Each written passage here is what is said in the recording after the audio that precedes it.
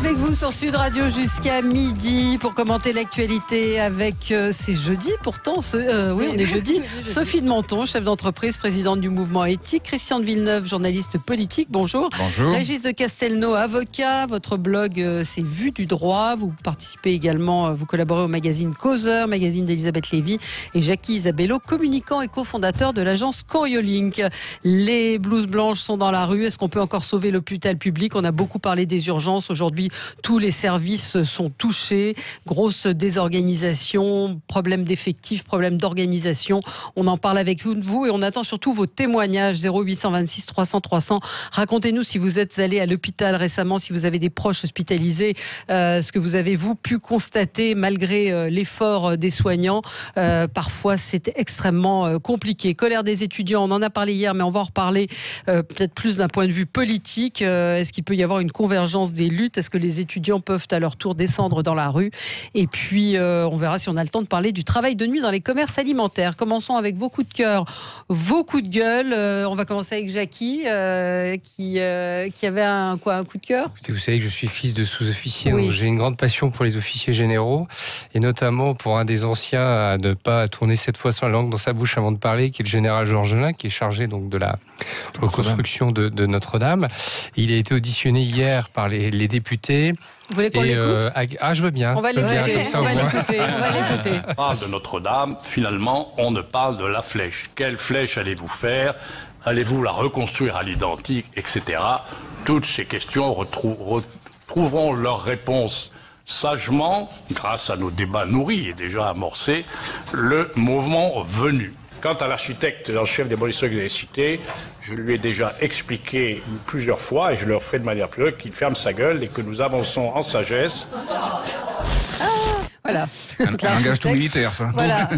Le général Georgelin, rappelons, ancien chef d'état-major du président Chirac avec l'amiral Langsana. C'est un grand chancelier de la Légion d'honneur. Exactement, et qui est très connu pour ses coups de gueule, qui est un vrai chef. Chirac disait qu'un chef, ça doit cheffer. Ouais.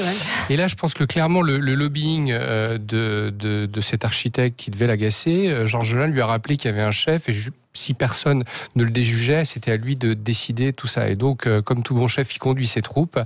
Et je crois qu'assez clairement, il a manifesté ce qui doit être le sentiment de tout un tas de gens sur ce dossier-là. Faut arrêter d'hystériser le débat. Il y a d'autres sujets et j'ai trouvé ça génial parce que voilà, ça correspond complètement au personnage pour qui n'a jamais croisé Georgelin une fois dans sa vie.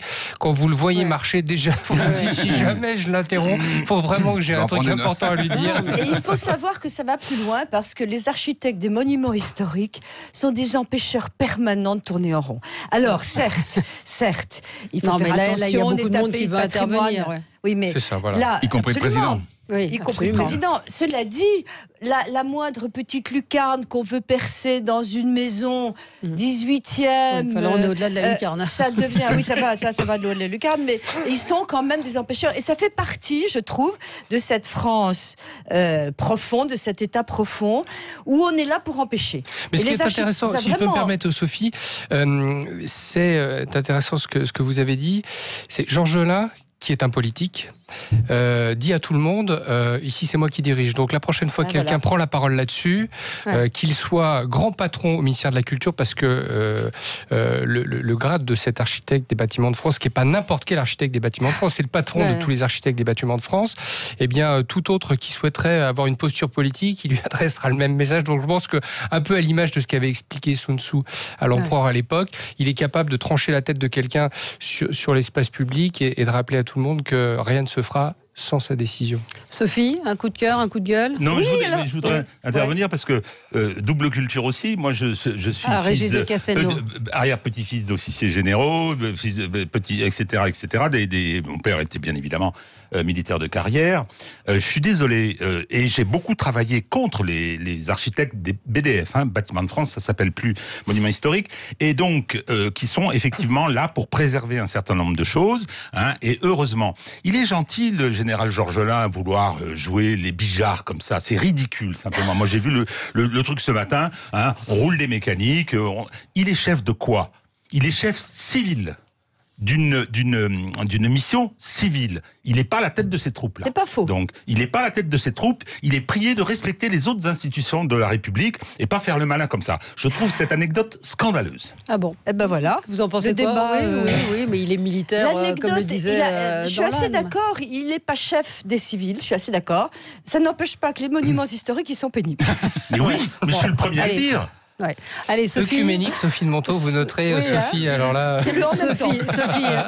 Sophie, un coup de cœur. Alors, en même temps, un coup de cœur. Écoutez, en ce moment, la France va mal, on le sent mal, tout le monde est dans la rue, etc. Et ben moi, je voudrais quand même faire un coup de cœur, si je puis dire, sur le fait que les grands contribuables quittent moins la France. Non mais attendez, c'est très important, je sens que nos auditeurs vont dire oui, le fric, machin, etc. Et ben je suis désolée.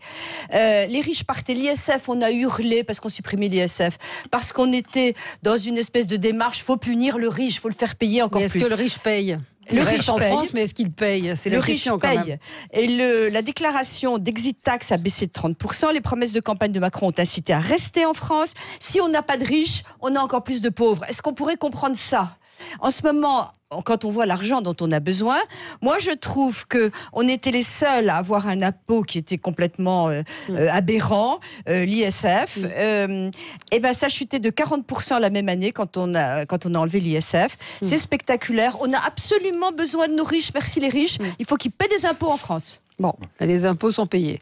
Vous êtes sûr qu'ils sont payés. Mais pourquoi juste un commentaire Attendez, on leur court après s'ils ne les paient pas. Bien sûr. Ou on les met en prison. Oui, demande à Balkany. Pour la première fois, ça a fait un drame qu'on mette. Je parle pas de alors on va responsabilité de oublier le Balkany. reste, parce que les prisons surchargées, etc. Alors, là, on ne veut on pas est reparti. libérer. On est reparti. Non. Ce que je veux dire simplement, c'est que tout le monde s'est étonné que pour la première fois, on mette un fraudeur fiscal en prison. Et beaucoup de défense de Balkany. Moi, je le défendrais sur autre chose, sur la façon dont la justice s'est comportée, que je n'aime pas du tout. Moi non plus. Mais c'est quand même extraordinaire, quoi. Je veux dire. Bah oui. Enfin, aux États-Unis, vous y allez pour 50 ans. Absolument. Mais simplement, ça n'était jamais arrivé. Ça n'était jamais arrivé de lui mettre les menottes et de le même pas laisser sortir chercher. Ah oui, c'est inadmissible. La justice. Et moi, j'ai très peur de cette justice-là. Vous avez raison. Et je comprends, très peur. Enfin, j'ai rien fait. Hein. Vous faites bien de le dire. L'innocence ne protège de rien. C'est pour ça que j'ai peur. On a un auditeur, Vincent, qui nous dit: en tant qu'architecte, je m'insurge contre les propos tenus à l'encontre de mes confrères. Sans architecte, pas de patrimoine. C'est vrai que c'est vrai aussi. C'est vrai aussi. C'est pas ce qu'on a dit, pour répondre à votre dire. On n'a pas dit. On a dit il y a un patron qui rappelle à tout le monde qu'il a été nommé par le président de la République. Vous avez raison. Il n'a pas de responsabilité fonctionnelle sur eux. Toutefois, aujourd'hui, quand vous êtes touched by the hand of God, comme disait la chanson, c'est vous qui pilotez tout ça, et que lui soit en capacité, par l'autorité qu'il a, l'expérience, l'ensemble des corps de métier, évidemment qu'il est l'homme idoine. Et que de temps en temps, pour ceux qui pensent qu'ils sont au-dessus de la mêlée, eh bien, un vrai militaire vous rappelle que il peut tenter bomber le torse et vous rappeler que c'est lui chef, et on verra si jamais quelqu'un a tranché. Donc, tout chef des architectes des bâtiments de France qui soit, s'il souhaite poursuivre le débat, et moi je l'incite à répondre, qu'est-ce qui va se passer ? Eh bien, le ministre va prendre la parole et éventuellement le président de la République. Et on verra s'il est prêt à mettre sa carrière en jeu. Ça, c'est un combattant. Est-il prêt mais ce qui est lamentable, c'est que pour une flèche... Par rapport à l'injonction du général Georges Delas, c'est plutôt pas mal. Là, on est complètement dans le délire. Non, mais ça fait 5 fois qu'il donne son avis, on a compris. Oui. Il est évidemment légitime, puisque c'est un professionnel. Maintenant, s'il souhaite poursuivre le débat, qu'il le fasse à la manière militaire, et on verra si le pouvoir politique décide de donner raison au général Georges Delas. C'est ce que fait le général Georges Delas. Le pouvoir il l'amène sur son terrain. Voilà, c'est ça qui est marrant. Moi, j'aime bien ce genre de sujet. C'est ce qui a fait le plus d'unité bruit médiatique en 2019. Quentin, qui mesure la puissance des sujets médiatique dans les... C'est le sujet plus à l'identique ou pas. C'est le sujet qui a mobilisé tout le monde. Moi, alors, c'est pas un coup de cœur, c'est un coup de chagrin. Hier, une page de ma vie s'est tournée, la mort de Raymond Poulidor. Alors, soyons clairs, j'étais anctiliste. Moi aussi. Jacques Anquetil est un des hommes de ma vie, mais je suis sérieux quand je dis ça. Donc, mais il y avait cette rivalité, et ce type était extraordinaire, ce paysan dur au mal, qui incarnait une France d'avant qui n'existe plus. Et donc, voilà, cette page s'est tournée. Je vais juste raconter une petite anecdote. Ils sont devenus très amis, mais par la suite, et Jacques Anquetil était en train de mourir de son cancer, et Poulidor l'a appelé. J'ai entendu quand Poulidor le raconte, et donc Anquetil lui a dit: tu sais, Raymond, toutes les heures, je monte le Puy de Dôme, c'est-à-dire de la souffrance qu'il avait. Et puis je suis désolé, mais tu vas encore être deuxième. Je trouve que c'est superbe. Et adieu Poupou, mais en plus c'était de France, très spécifique et tout. C'est une histoire française. Moi, ça m'a fait du chagrin. Moi je voudrais dire que je rajoutais sur Poulidor, qu'il a donné ses lettres de noblesse à la place de second. C'est vrai. Et d'autre part, il a formidablement bien réussi sa carrière post-champion. Il a gardé une popularité formidable et c'était le champion de l'anti-arrogance. Et c'est pour ça, d'ailleurs, que beaucoup de Français s'y sont reconnus. Alors, je vais rajouter une toute petite anecdote. Oui, non, mais allez-y, parce que je pense que ça fait plaisir à nos auditeurs. C'est important, il fait partie de la vie des Français. Second, c'est une légende. Il a un palmarès colossal. Il a gagné énormément de courses, absolument. Mais sur le Tour de France, qui était aussi une de mes grandes passions, non seulement il n'a jamais gagné, mais il n'a jamais porté le maillot jaune. Et les moins jeunes se rappellent des publicités de la Samaritaine qui disaient « on trouve tout à la Samaritaine ». C'était projeté dans les cinémas. Et un jour, la publicité arrive, on voit Poulidor qui rentre en civil à la Samaritaine et qui repart avec un petit paquet sous le bras. Il monte sur son vélo, il part à la campagne, il vérifie qu'il n'y a personne. Il ouvre le paquet, il met un maillot jaune et il dit on trouve tout à la Samaritaine. Pour moi, ça c'est magnifique. L'autodérision. Il avait de l'autodérision et de l'humour. Petite remarque pour vous, Sophie de Zap qui nous dit c'est vrai qu'avec l'abolition de l'ISF, on a vu le ruissellement, mais du bas vers le haut. Voilà. Il n'y a pas à répondre parce que c'est un commentaire inutile. Ben non, c'est le sentiment des Français. Demain, on va évidemment parler des. Attendez, le sentiment des Français, il va falloir qu'ils arrêtent un petit peu dans le sentiment parce qu'on est en train de foutre notre pays en l'air. Je veux dire que partout, laisser les mômes brûler des livres, casser. Enfin, non, mais attendez, partout en ce moment. Et donc, oui, il nous faut des riches pour avoir moins de pauvres, point barre. Oui, mais il faudrait que les riches soient plus riches. Les riches, ils entreprennent, ils ont des boîtes, de nombreux clients ils emploient des gens, ils dépensent du fric. Sur le Tour de France, avec ma société, on accompagne des entreprises commerciales qui viennent faire un peu leur communication avant les coureurs. Vous savez, cette fameuse caravane commerciale. Et toutes les années qu'on l'a fait, Poulidor était à disposition de tout le monde. Vous pouviez aller le voir. Bonjour, monsieur Poulidor. Une photo et puis pas passer avec lui. C'était pas la même époque, surtout c'est la nostalgie Sarkozy en train de s'initier. Je confirme. Et il était vraiment disponible. Il écoutait beaucoup les gens. Les gens avaient envie de raconter leur passion. Il écoutait les gens et il était là. Il touchait. Enfin, c'était vraiment sa vie. Il en avait vraiment besoin. Il était adorable. Il était dans le Wouzou depuis 50 ans et il y avait marqué, et ça j'aime beaucoup, il y avait marqué fils de cultivateur. Il en était très fier. Et l'ambassadeur du Crédit Lyonnais, donc sponsor du maillot jaune, c'est-à-dire que Raymond Poulidor, pendant tout le temps où il a travaillé pour le Crédit Lyonnais, était affublé d'un maillot jaune et cette autodérision lui donnait cette aura et je trouvais ça génial parce qu'il disait aux gens voilà, il y a une première étape, vous m'avez aimé pour ça et maintenant je vous rends cet amour et s'il faut mettre un maillot jaune pour rigoler ensemble, je le fais sans aucun état d'âme. C'est le symbole d'une époque, c'est surtout ça. Cet amour-là, les gens l'ont vraiment senti. Allez, on va imaginer la France des 30 glorieuses. C'est un génie du sport un peu, on peut dire. On va passer au coup de cœur de Christian de Villeneuve dans un instant. Quelques mots quand même sur la sortie du film de Polanski, J'accuse hier, qui a démarré très fort, 4e meilleur démarrage de l'année, avec le battage médiatique qu'il y a eu. Ça vous inspire quoi ? Pas grand-chose, sinon que les gens font la différence entre l'œuvre et l'homme. Ouais. Pas toujours facile. Non.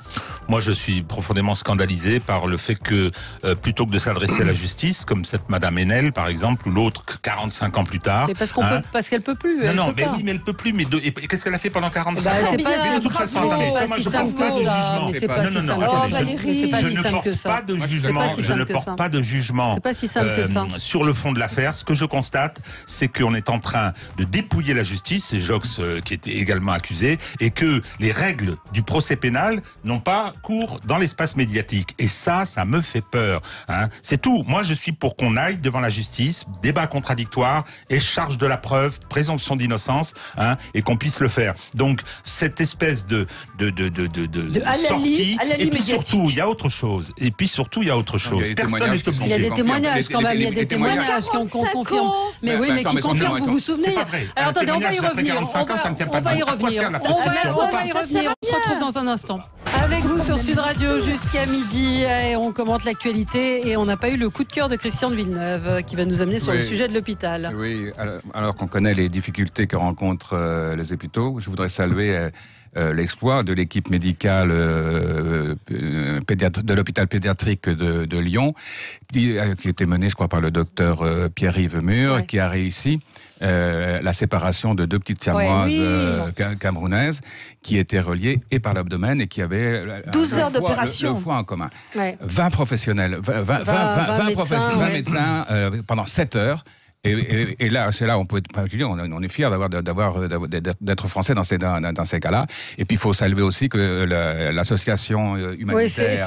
Oui, c'est les chaînes de l'espoir du professeur Deloche. Exactement, qui a organisé le rapatriement de ces 2 petites filles. C'est un vrai exploit et je tenais à le saluer dans cet univers qui est effectivement très compliqué, ma chère. Oui. Non, mais c'est sûr que c'est magnifique. Tout est magnifique. Oui. Je veux dire, moi, j'ai une admiration sans borne pour les chirurgiens.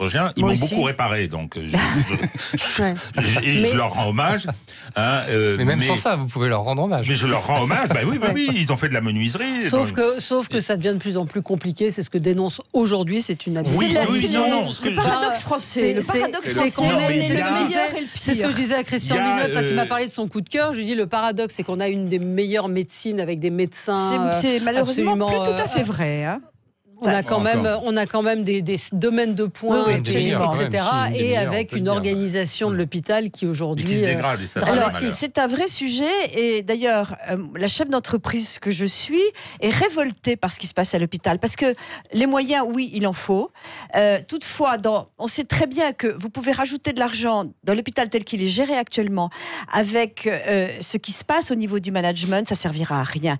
Et ce qui est terrible, c'est qu'il faut remettre à plat tout, y compris la façon dont on procède aux examens, les doublons, la chaîne hiérarchique. C'est terrible. La désorganisation de l'hôpital remonte à la mise en place des 35 heures. On a donné du temps, on a donné il y a 20 ans, on a donné du temps, mais on n'a pas donné d'argent. Et résultat. Et en plus, le temps, elles le prennent même pas, les pauvres. Les infirmières, elles ont des crédits de temps hallucinants. Vous dites, je suis chef d'entreprise, le problème, et ce que dénoncent aussi de nombreux médecins, c'est le fait qu'on ait voulu transformer l'hôpital en entreprise. Non, parce que c'est le mauvais côté de l'entreprise, Valérie. Oui, mais c'est quand même ça le problème aujourd'hui. Je suis d'accord avec Sophie. Je pense que c'est un mauvais débat. C'est un mauvais débat parce que... Valérie, juste quelque chose. Écoutez, résumons à l'absurde les choses, c'est de se dire 15% du PIB, c'est les dépenses de santé. Très bien, ça marche pas. Qu'est-ce qu'on fait ? Rajoutons 50%. Si avec le premier budget mondial de dépenses de santé, on n'y arrive pas, qu'est-ce qu'il faut faire ? Il faut en mettre 50%, 100% de la richesse des gens ? Dans ces cas, à un moment, il y a quelque chose qui se passe. On fête les 30 ans de la chute du mur de Berlin.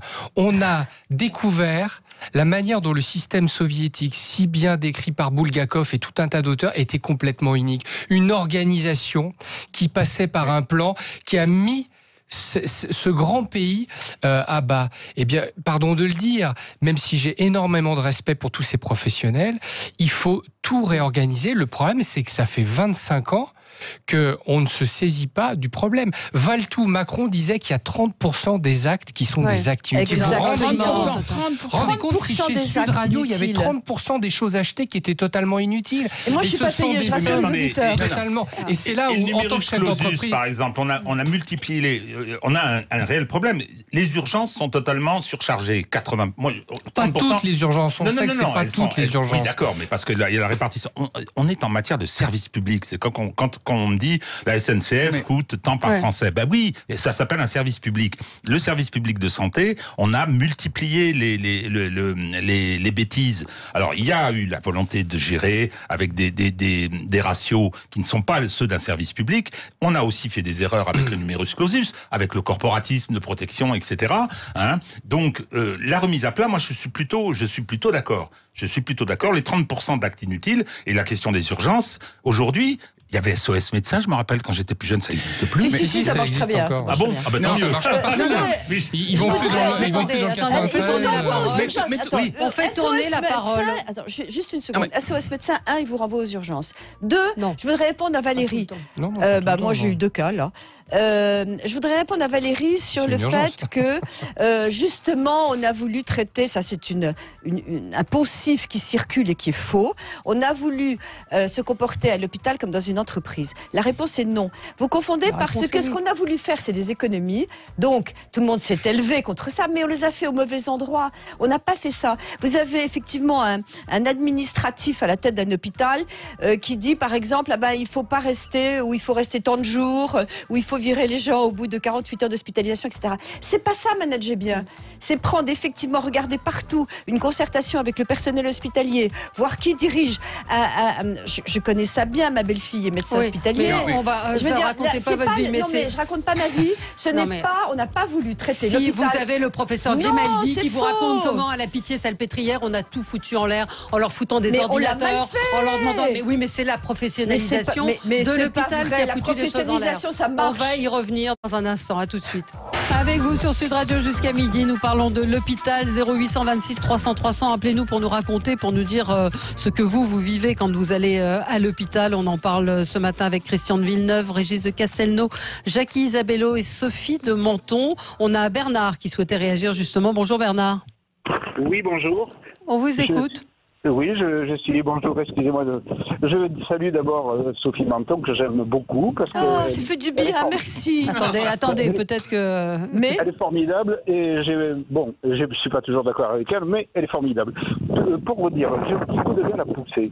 Parce que j'entends parler qu'on manque d'hôpitaux, qu'on manque ceci, qu'on manque cela. Moi, mon coup de gueule, il est le suivant. À Bordeaux, nous avons un hôpital militaire qui est Robert Picquet, qui est formidable. Et les autorités ont décidé tout simplement de le fermer. Comme on a fermé le Val-de-Grâce à Paris aussi. Voilà, mais alors je ne sais pas pourquoi il est en train de fermer un hôpital militaire qui marche très bien, qui est équipé avec des équipements formidables, pour transférer des activités dans un hôpital privé qui est pas loin, qui est à 1 kilomètre de là, et un hôpital privé. Et donc les militaires qui sont là, les médecins militaires, on leur donne le choix, soit on les mute ailleurs, pour je ne sais pas où, soit ils choisissent de rentrer dans le privé, où on va pratiquer des dépassements d'honoraires, alors que sur l'hôpital militaire, il n'y a pas de dépassement d'honoraires, comme le CHU de Bordeaux. Le problème du CHU de Bordeaux aussi, où c'est l'épisode des médecins, des chirurgiens, aux urgences, tout le monde s'en va dans le privé, parce qu'évidemment, on gagne plus d'argent que dans l'hôpital public. Alors, on est en train de parler d'un truc, alors qu'il suffit de maintenir cet hôpital militaire qui est très compétent. Ils ont même un service d'urgence qui est reçu. Et qu'est-ce qu'ils donnent comme raison pour le fermer? Des raisons économiques. Voilà. Raisons économiques, oui. Alors, on est en train de supprimer un hôpital où il y a de la surface. On peut recevoir une dizaine d'hélicoptères sur un héliport. On peut recevoir, alors que l'hôpital de Bordeaux ne reçoit que 2 hélicoptères à la fois. Mais on marche sur la tête en ce moment-là. On marche sur la tête. Ouais. Merci beaucoup Bernard. On a d'autres témoignages comme ça. Christian de Villeneuve, c'est une situation extrêmement compliquée, encore une fois, on l'a dit, mais qui ne date pas d'hier, c'est ça le problème. D'abord, ça remonte à 20 ans, à la mise en place des 35 heures, mais surtout aujourd'hui... Parlez bien dans le micro. Aujourd'hui, il y a un problème d'attractivité. Je vois, par exemple, à la PHP en Ile-de-France, qui rassemble 37 hôpitaux, il y a une ouverture de poste, je crois, de 280 ou de... Je crois que c'est 280 postes. Sur les 280 postes, ils n'ont pu en satisfaire que 20. Ouais. C'est-à-dire que alors pourquoi cette attractivité est aussi déficiente? D'abord, il y a un problème de management, d'organisation du travail et de rémunération. Évidemment. Et de rémunération. Mais alors comment on peut payer des médecins étrangers, ce qu'on a pu dire effectivement 2 000 € par jour, alors que les médecins hospitaliers... Non, je crois que... Les vacations à l'hôpital... On a un service d'urgence, je ne sais plus où, dans de Paris, toute façon, dit, tout ne va pas. Comment est-ce qu'un médecin peut être payé 25 € la consultation, sinon en la bâclant? C'est insupportable. Mais ça, c'est pas l'hôpital. Là, on parle de l'hôpital. Tout le système va mal. Là, on parle de l'hôpital, effectivement, où le professeur Grimaldi, justement, de la Pitié, dit que quand Agnès Buzyn va se retourner, il y aura plus d'hôpitaux. Qu'est-ce qui va se passer dans 10 ans? Les profs, bac+6, qui vont en avoir marre d'être payés de 2000 €, 1800 €. Exactement. Un prof de gym qui a souvent eu une carrière d'athlète, qui rentre prof de gym, il est payé 1500 balles, il est bac+6. Il pourrait quasiment entamer des études de médecine parce qu'il a souvent fait une première année de PACES. Il est payé 1500 balles et en fin de carrière, il va finir à 1800 €. Mais demain, c'est eux qui vont être contaminés.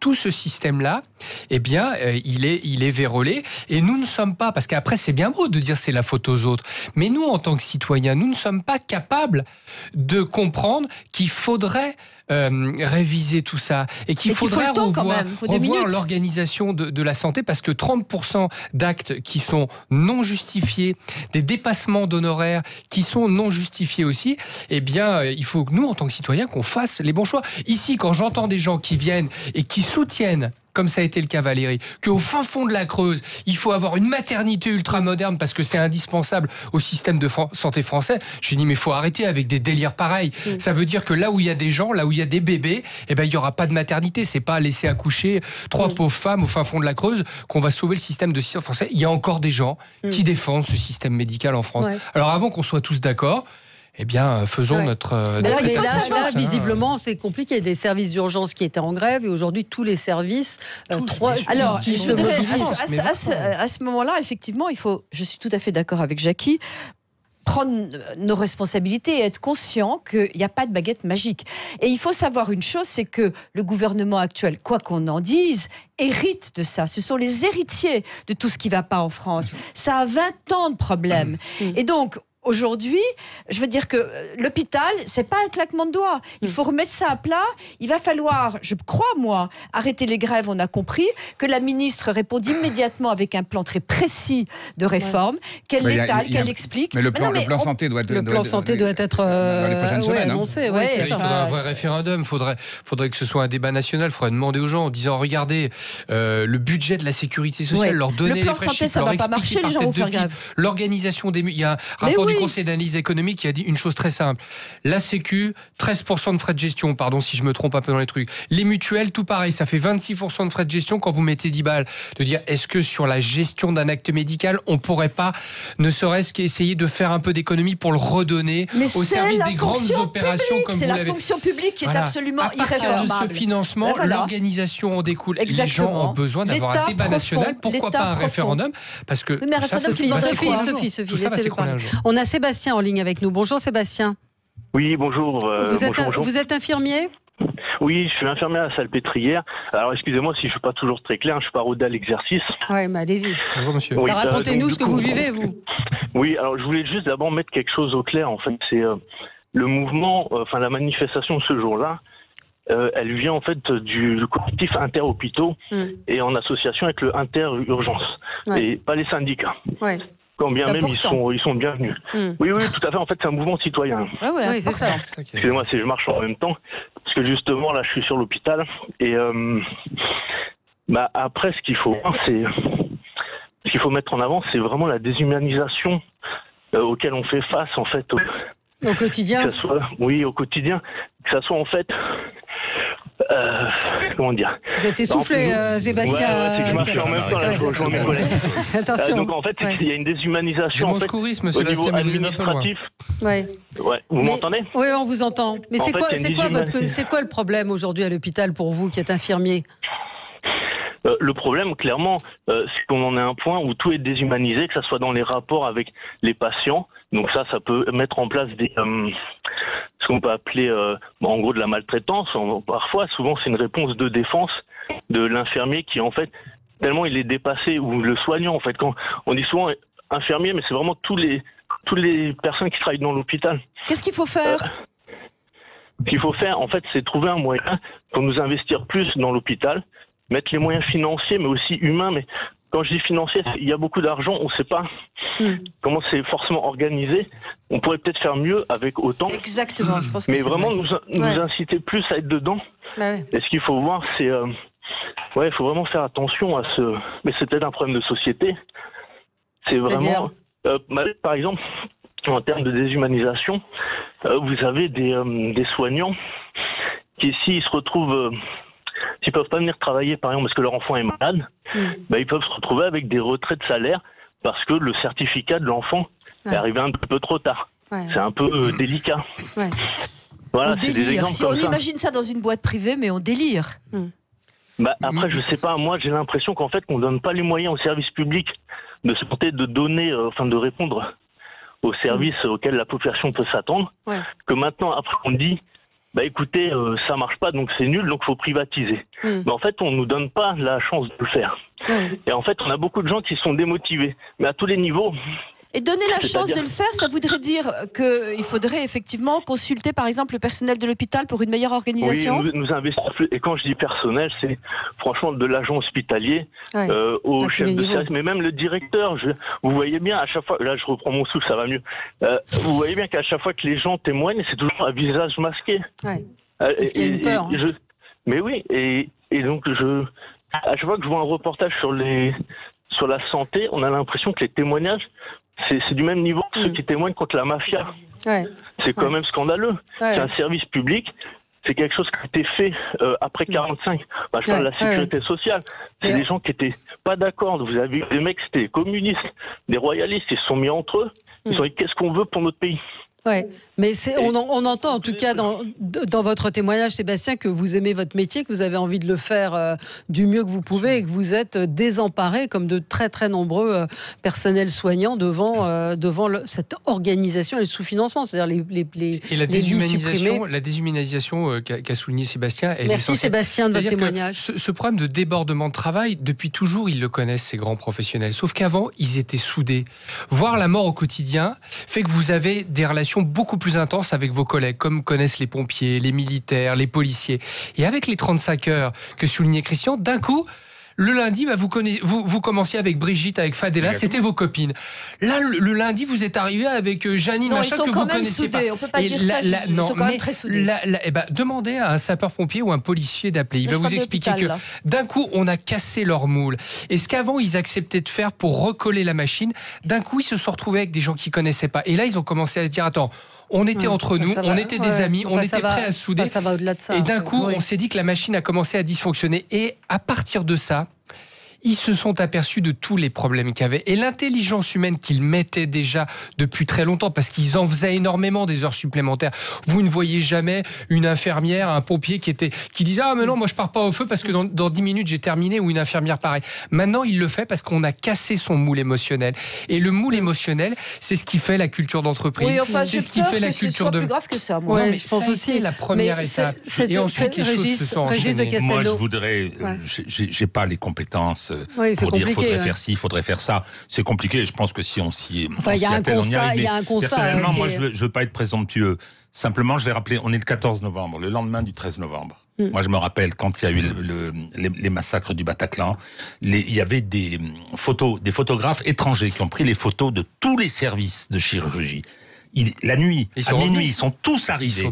Ils sont tous revenus. C'était extraordinaire. Et j'ai discuté avec un ami américain qui me disait, mais il n'y a que chez vous qu'on voit ça. Alors, je ne sais pas si c'est vrai, mais il y a eu cette espèce d'élan qui montre bien qu'on a quelque chose d'extraordinaire. Et vraiment, ça me fait mal au cœur de le voir dans l'état où il est. On l'a entendu avec Sébastien, le dévouement des personnels soignants. Et cette manifestation, elle est là pour exprimer ce malaise. Alors justement, on va voir comment le gouvernement va répondre à cette manifestation. Parce que si les soignants sont dans la rue, eux aussi, ça va être compliqué. Christian de Villeneuve. Oui, enfin, je sais pas, parce que effectivement, la politique du chéquier ne suffit pas. Non, parce que au mois de juin dernier, il y avait eu, je crois, une rallonge de 50 millions pour les infirmiers et les aides-soignants. Pour les urgences, 750 millions. Et on les voit pas parce que c'est pas réorganisé. Et voilà. Et donc la politique du chéquier ne suffit pas. Donc il faut, on attend. Il va essayer de répondre. Il va essayer de répondre à travers le plan santé. Mais le plan santé, effectivement, mériterait de tout remettre à plat. Mais ce qui est dingue, c'est que c'est un mouvement gilet jaune à nouveau qui dépasse les syndicats qui n'ont pas pu exprimer le malaise sur le terrain de leur. Et ça, c'est quand même fou ce que dit ce monsieur. Encore une fois, c'en est un de gens qui disent on n'est pas représenté parce que la machine a sclérosé les corps intermédiaires et il faut que ça parte de la base. Mais sauf que quand ça part de la base, On sait ce que ça fait. Moi je trouve très bien parce qu'ils sont plus crédibles. Et malheureusement, on est arrivé à un stade où aujourd'hui, quand ce sont les syndicats qui lancent une manif, on est très méfiant. Moi, je suis beaucoup plus interpellée par les gens non syndiqués qui réagissent parce que je me dis, là, il y a un vrai sujet. C'est ton côté gilet jaune ? Voilà. C'est mon côté gilet jaune. On a Francis en ligne avec nous. Bonjour Francis. Bonjour, monsieur Valérie. Bonjour. Je réponds à votre question, à vos interrogations sur l'hôpital. Je vais vous dire, j'ai été admis à l'hôpital Purpan à Toulouse il y a 2 ans et demi. C'était en avril 2017. Et bon, c'est vrai que j'ai fait un court séjour, de 2 jours à peu près, mais j'ai été entièrement satisfait par les services du personnel. Mais c'est pas eux qui sont en cause, et c'est ce qu'on disait, c'est tout ce paradoxe avec le personnel soignant qui fait le maximum avec ces équipes médicales qui sont quand même relativement au point, plus que relativement au point en France, mais c'est qu'ils sont en train de boucher les trous avec les mains, quoi. Ça prend l'eau de partout, et c'est bien la preuve. Mais on entend ce que vous dites, Francis, et on leur a rendu hommage, évidemment. On dit pas qu'ils font pas leur boulot, on dit que c'est très compliqué pour eux de faire le boulot. En tout cas, c'est 268 services d'urgence sur 650 qui sont en grève depuis 7 mois.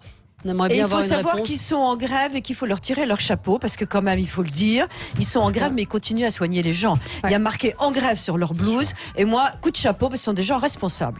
Merci. Exactement. Allez, on se retrouve. Merci Francis. En tout cas, on se retrouve dans un instant.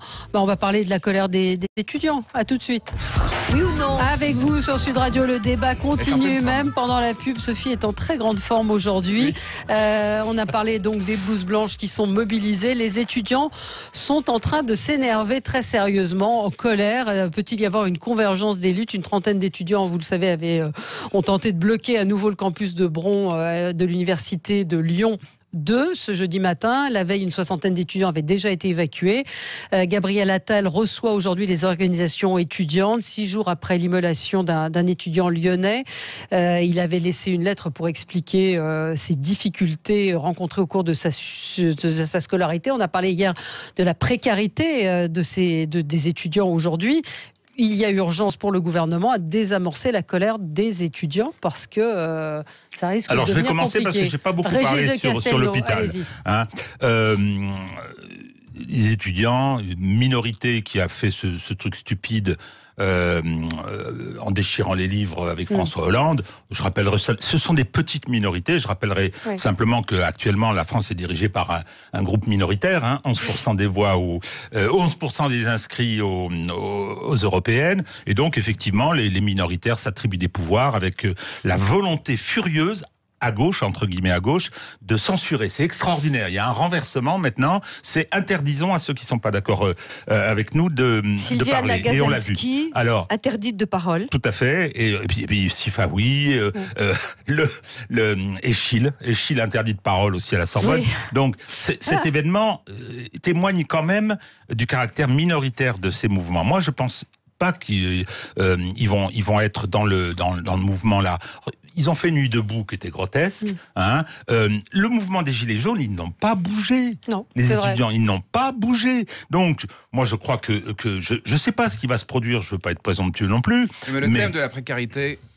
Mais c'est la peur de l'avenir. Alors ce seront plutôt leurs parents, parce que peur des enfants déclassés, etc., qui a une anxiété. Moi je le vois, j'ai des enfants, j'ai un fils qui a 27 ans, je vois bien la façon dont il voit l'incertitude de l'avenir, je m'exprime comme ça, mais je pense que le gouvernement et Emmanuel Macron a plus à craindre, je pense, de la bataille, par exemple, sur les retraites, parce que ce ne sera pas tellement le sujet des retraites qui sera l'enjeu, c'est l'envie d'en découdre avec Macron. Il est tellement, je veux dire, impopulaire, etc. Les étudiants là-dedans, je vois pas qu'ils aient leur place. Regardez, il y a eu des mouvements, ils avaient fait, c'était celle où ils prétendaient qu'il y avait eu un mort, ils se sont ridiculisés, ils ont occupé quelques facs, ça n'a jamais suivi. Donc personnellement, je suis peut-être provoquant en le disant, je pense pas que le gouvernement ait à craindre d'une grande mobilisation des étudiants. C'est pas pour rien qu'il reçoit aujourd'hui les organisations syndicales. Ça, il faut quand même. Oui. Non, mais en urgence quand même, c'est le cas de le dire. Oui, mais là, il a intérêt à avoir donné l'impression qu'il réagit, parce que ça part de tous les côtés. Pour les étudiants, je pense que je suis assez d'accord il n'aurait pas de raison de manifester là. Je précise quand même que la fac... C'est pas ce que je dis, hein. Mais je dis, je ne vois pas se mobiliser. Oui, mais quand même, il faut regarder un peu ce qu'on a par rapport aux autres pays. On a une fac complètement gratuite, on a des bourses, on a même fait la gratuité pour les étudiants étrangers, et personnellement, je trouve que c'est quand même une erreur. On serait les seuls aussi, alors que nous, quand nos enfants veulent étudier à l'étranger, ça coûte une fortune. On a quand même des bourses. Je crois qu'il faudrait un tout petit peu raison garder. Oui, il faut améliorer le système. Oui, alors ils ont peur de l'avenir. Bon, ils ont peur de l'avenir, ok. Il faut pas non plus... il y a eu un drame, effectivement, parmi les étudiants. Et je pense que se servir de ce drame n'est pas une bonne chose. Et je vois pas exactement ce qu'ils voudraient obtenir. J'ai entendu des étudiantes qui disaient « Je suis obligée de travailler pour mes études. » Oui, d'accord. Obligée de travailler le soir. Oui, d'accord. Alors, je comprends pas cette extrémité et cette panique des étudiants devant l'avenir aussi. C'est ça qui est grave. C'est qu'on n'a pas réussi à leur donner. On l'a évoqué ici, c'est qu'ils sortent avec des diplômes et qu'ils trouvent pas de boulot. Écoutez, on a eu plusieurs témoignages. Alors il faut arrêter aussi avec ça. On a une mauvaise adéquation entre la demande de l'entreprise. Depuis la nuit des temps, ça. Oui, mais alors elle empire cette adéquation. Les profs de fac ne veulent pas entendre parler des besoins des entreprises. C'est un problème. Il faut voir aussi comment les entreprises recrutent aujourd'hui avec des contrats précaires, avec des contrats qui ne sont pas des... Je vous garantis que quand on trouve, là, en ce moment, on n'est pas dans le contrat précaire. Hein. Ça dépend quel secteur, mais hier, on avait une maman qui nous envoyait un mot, une mère qui nous disait que son fils avait un diplôme de chimie et qu'il ne trouvait pas de boulot. Donc, il y a aussi... On a vu les paysagistes, qui est un métier recherché, qui ne trouvaient pas de travail. Ouais. On leur a fait... traverser la rue. Dans Jean Viard, le sociologue qui vient de sortir un bouquin, disait, en citant, je crois, des chiffres de l'OCDE, et puis de toute façon, sur ces sujets, Jean Viard est quand même assez compétent. On met 10 ans pour stabiliser, après ses études, une carrière. Là aussi, le système est compliqué. Alors, on ne va pas à chaque fois remettre en cause le système, mais c'est vrai que pendant toute la réforme Parcoursup, tout le monde a refusé de prononcer le terme de sélection. Qui n'a pas vécu une première année à la fac devrait s'interpeller en disant mais pourquoi tout le monde s'arc-boute là-dessus? On arrive dans un amphi de 400 places, on est 1000. Donc la sélection, elle s'opère d'elle-même. En juin, il en reste après, 50. ceux qui font des études... c'est une sélection par l'argent qui se fait. C'est une sélection qui se fait par l'argent, c'est mon deuxième point. Parce que c'est vrai que la fac, par exemple, gratuite, les écoles de commerce ne le sont pas, et tout un tas même d'écoles publiques ne le sont pas, mais par exemple la sélection par le logement. Moi, j'ai eu des étudiantes extrêmement méritantes qui un jour m'ont dit j'ai fait des études là, ils n'avaient pas assez de locaux. En fait, moi, je me suis retrouvé à 1h30 et la jeune fille, elle faisait 3 heures de transport par jour en contrat de professionnalisation. Ils connaissent ça quand même, c'est traité. Après qu'ils aient peur de l'avenir, honnêtement, je ne vais pas faire le vieux con en disant ils ont peur de l'avenir, nous aussi on avait peur de l'avenir. C'est quelque chose à prendre en compte. Les gamins de 68 avaient sans doute un peu peur de l'avenir et aussi avaient envie. Je termine ma phrase. Elle avait envie aussi d'aller dans la chambre des filles à la fac de Nanterre, on le sait aussi, mais il faut quand même le prendre en compte parce que la désespérance face à l'avenir, ça fait faire des révolutions. Donc il y a quand même des problèmes dans l'université, et de se dire qu'au bout de 10 ans, on arrive à peine à avoir un CDI, et derrière, qu'est-ce qui se passe? Eh bien, les milieux et je termine juste en disant que quand quelqu'un aujourd'hui a un CDD, eh bien, il est incapable d'emprunter. Et ça, moi, je l'ai dit 100 fois dans un univers que connaît bien Sophie, c'est l'univers des syndicats patronaux, en disant le problème, c'est pas la précarité, c'est que les banques vous disent, même si vous avez un CDD, comme vous travaillez, on va trouver un moyen de vous faire. Et puis les propriétaires. Alors attendez, on a un appel. On a Jean rapidement en ligne avec nous. Bonjour Jean. Bonjour. Oui, on vous écoute.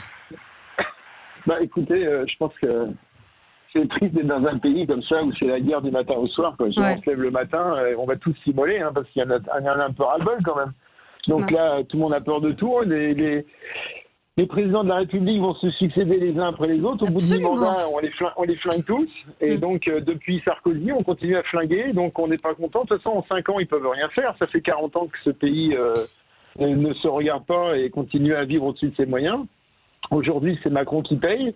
Puis demain, ça sera un autre parce qu'il va se faire déboulonner la prochaine fois éventuellement, sauf si effectivement on se retrouve comme le match précédent. Donc, on va voter une fois de plus contre que pour.